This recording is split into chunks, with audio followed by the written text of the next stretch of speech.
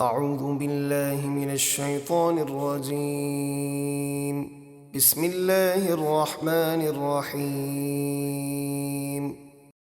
ولقد آتينا داود وسليمان علما وقال الحمد لله الذي فضلنا على كثير من عباده المؤمنين. اور بے شک ہم نے داؤد اور سلیمان کو بڑا علم عطا فرمایا، اور ان دونوں نے شکر ادا کرتے ہوئے کہا، تمام تعریفیں اللہ ہی کے لیے ہیں جس نے ہمیں اپنے بہت سے ایمان والے بندوں پر فضیلت عطا فرمائی۔ وورث سليمان داود وقال يا أيها الناس علمنا منطق الطير وأوتينا من كل شيء إن هذا لهو الفضل المبين۔ اور سلیمان علم و نبوت اور حکومت میں داؤد کے جانشین ہوئے، اور انہوں نے فرمایا، اے لوگوں، ہمیں پرندوں کی بولی سکھائی گئی اور ہمیں دین و دنیا کی ہر نعمت سے حصہ عطا ہوا، بے شک یہی اللہ کا کھلا فضل ہے۔ وحشر لسليمان جنوده من الجن والإنس والطير فهم يوزعون۔ اور سلیمان کے لیے جنوں اور آدمیوں اور پرندوں سے ان کے لشکر جمع کیے گئے تو وہ نظم و ضبط کے لیے ایک جگہ روکے جاتے تھے۔ حتى إذا أتوا على واد النمل قالت نملة يا أيها النمل ادخلوا مساكنكم لا يحطمنكم سليمان وجنوده وهم لا يشعرون۔ یہاں تک کہ جب وہ چونٹیوں کی ایک وادی پر آئے تو ایک چونٹی جو ان کی ملکہ تھی کہنے لگی، اے چونٹیوں، تم اپنے گھروں میں چلی جاؤ، کہیں سلیمان اور ان کے لشکر بے خبری میں تمہیں کچل نہ دیں۔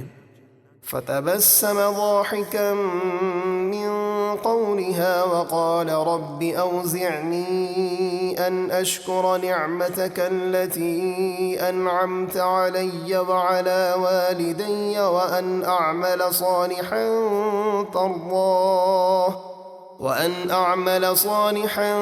ترضاه وأدخلني برحمتك في عبادك الصالحين۔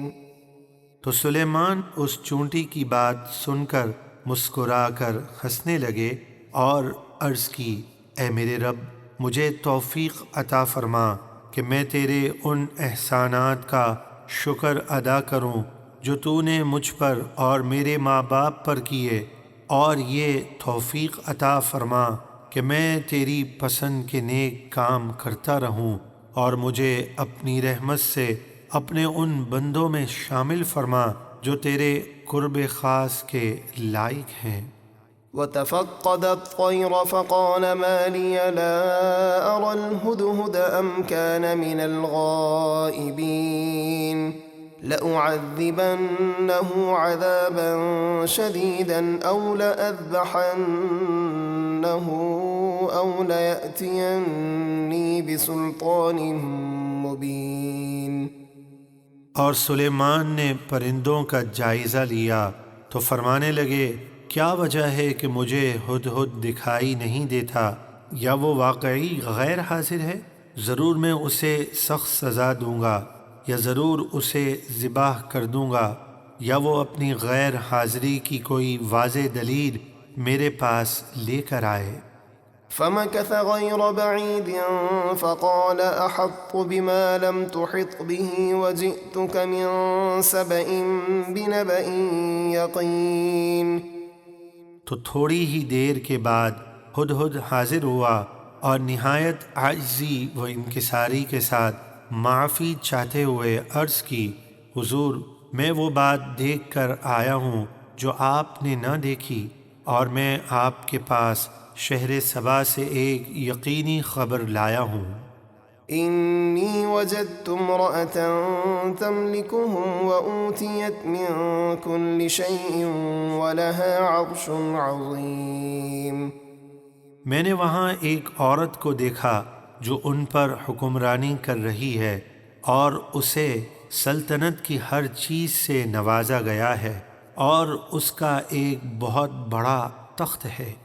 وجدتها وقومها يسجدون للشمس من دون الله وزين لهم الشيطان أعمالهم فصدهم عن السبيل فهم لا يهتدون۔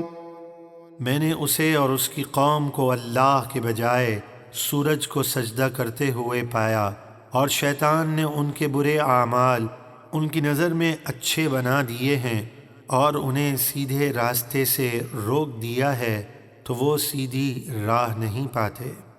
ألا يسجدوا لله الذي يخرج الخبأ في السماوات والأرض ويعلم ما تخفون وما تعلنون۔ وہ اللہ کو سجدہ کیوں نہیں کرتے جو آسمان اور زمین کی چھپی ہوئی چیزیں یعنی بارش اور نباتات وغیرہ نکالتا ہے، اور جو کچھ تم چھپاتے ہو اور ظاہر کرتے ہو وہ سب جانتا ہے۔ اللہ لا الہ الا هو رب العرش العظیم۔ اللہ ہی معبود برحق ہے کہ اس کے سوا کوئی سچا معبود نہیں، وہ عرش عظیم کا مالک ہے۔ قال سننظر اصدقت ام كنت من الكاذبین۔ سلیمان نے ہدہد سے فرمایا، اب ہم دیکھیں گے کہ تو نے سچ کہا ہے یا جھوٹ بولنے والوں میں سے ہے۔ اذهب بكتابي هذا فألقه إليهم ثم تول عنهم فانظر ماذا يرجعون۔ میرا یہ فرمان لے جا کر ان پر ڈال دے، پھر ان سے الگ ہٹ کر دیکھ کہ وہ کیا جواب دیتے ہیں۔ چنانچہ ہدہد نے وہ فرمان لے جا کر ملکہ بلقیس کی گود میں ڈال دیا۔ قالت يا أيها الملأ إني ألقي إلي كتاب كريم إنه من سليمان وإنه بسم الله الرحمن الرحيم ألا تعلوا علي وأتوني مسلمين۔ ملکہ بلقیس نے کہا، اے درباریوں، بے شک میری طرف ایک عزت والا خط ڈالا گیا ہے، بے شک وہ خط سلیمان کی طرف سے ہے، اور بے شک وہ اللہ کے نام سے شروع ہے جو نہایت مہربان بحد رحم فرمانے والا ہے۔ اس میں یہ حکم ہے کہ میرے مقابلے میں سرکشی نہ کرو اور فرما بردار ہو کر میرے پاس حاضر ہو جاؤ۔